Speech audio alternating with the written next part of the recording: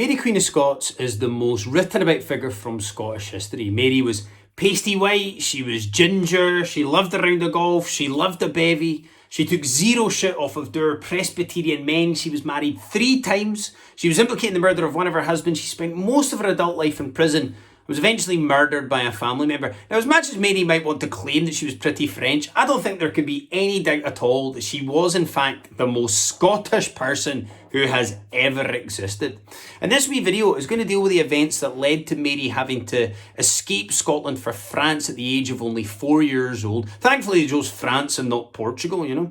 Throughout Mary's infancy in Scotland, she was moved from Linlithgow to Stirling to Dunkeld to Inchholm Priory in the Lake of Menteith to Dumbarton Castle, and then onward to France to escape the clutches of her predatory great-uncle Henry VIII, which incidentally, by the way, is the same reason why Wills and Kate live in Kensington Palace and why Harry and Meghan fucked off the other side of the world to make sure that their wains were as far away as humanly possible from their predatory great-uncle.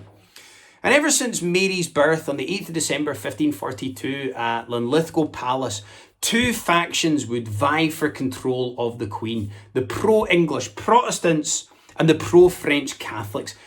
Protestants against Catholics, age-old enemies like Celtic and Rangers. I mean, quite literally like fucking Celtic and the Rangers. And the most obvious candidate for the Regency of Scotland was James Hamilton, the Earl of Arran. That's because he was the heir presumptive, the next in line to the throne. But the first person to make a move on the Regency was the Cardinal David Beaton. He produced a will that had apparently been signed by James V on his deathbed that stated that he wanted him to be the regent. So basically, the guy that should have been in charge couldn't be in charge because of an alleged forgery. Do you know what I mean? It's very difficult to compare it to the political situation at the end of the year 2020. You know. Now, Cardinal David Beaton, he was the nephew of the Archbishop of St Andrews, James Beaton, who very famously had the Protestant reformer Patrick Hamilton burned at the stake. And David Beaton, even by the extent, or even by the standards of the Catholic Church in the 16th century, this guy was particularly corrupt and excessive, which is really saying something. Do you know what I mean? That's like being the most morally bankrupt member of Boris Johnson's cabinet, a very difficult feat to achieve. Beaton, he had amassed a huge personal wealth. He had over 20 illegitimate children, countless mistresses, and he too enjoyed having Protestant heretics burnt at the stake. Most famously, the young charismatic Protestant preacher George Wishaw, who he also had burned at the stake of St Andrews, except he actually had gunpowder sewn into the guy's clothes to create more of a spectacle. It's the only way to make a shell suit even more flammable. The Beatons, they just loved burning Protestants until Greta Thunberg got involved and said that it was bad for the environment. Do you know what I mean? Apparently burning Protestants, even worse for the environment than fracking, you can.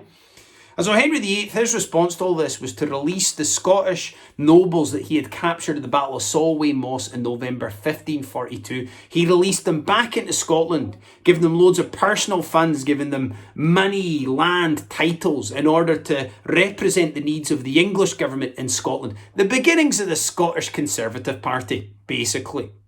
And so Beaton, he was removed and he was replaced with the Earl of Arran. Treaties were signed in Greenwich that would see peace between Scotland and England and a marriage alliance between Mary and Henry VIII's son, Prince Edward. And that should have been the end of it, right? Except a marriage alliance between Mary and Edward would likely lead to a union of the crowns. But Henry VIII, he didn't want a union of equal partners. He wanted a union whereby one side dominated the other, a bit like Richard and Judy, you can? And so he insisted that Edinburgh, Stirling, Dumbarton, Dunbar and Tantallon castles were handed over to England. He insisted that Mary be brought up in England, which was out of the question because, I mean, the tap water down there is just fucking poison. And he wanted Scotland to break off the old alliance with France. Henry VIII's heavy-handedness was so severe that he actually drove many in the pro-English faction to support the pro-French faction, which would mean an independent Scotland. So the heavy-handedness of an English government actually led to more support for Scottish independence. Again, very difficult to compare it to the political situation in 2020.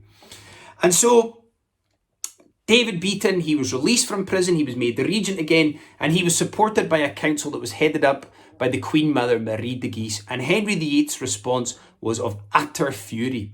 And what would happen next is a series of raids in Scotland that would last between 1544 and 1549. They were known as the Rough Wooings, which is a term that was first coined at the Alex Salmond sexual assault trial. Basically, the Rough Wooings were an attempt by Henry VIII to bully Scotland into a marriage alliance with England. The first of the Rough Wooings in May 1544 saw a huge English army destroy the great border abbeys of Dryborough, Jedburgh, Kelso, Melrose and Titmus. And while that was going on, another huge English army of over 16,000 men landed at Newhaven, just out that window there, destroying the port of Leith and massacring the residents of Edinburgh. Although we've all had the massacring the residents of Edinburgh fantasy before, haven't we, folks? Come on, let's be honest. The whole thing culminated in the slaughter of 14,000 Scotsmen at the Battle of Pinkie, which was fought on the 10th of September at 1547. Over 14,000 Scotsmen were killed compared to only 250 English. That's an aggregate score of 13,750 to 0. Getting our arses handed us by England was becoming as Scottish as a Tunnock's tea cake. And so we needed support. And so we turned to the French. And in order for that French support, the French king, Henri II, he wanted a marriage alliance between Mary and the French Dauphin Francois.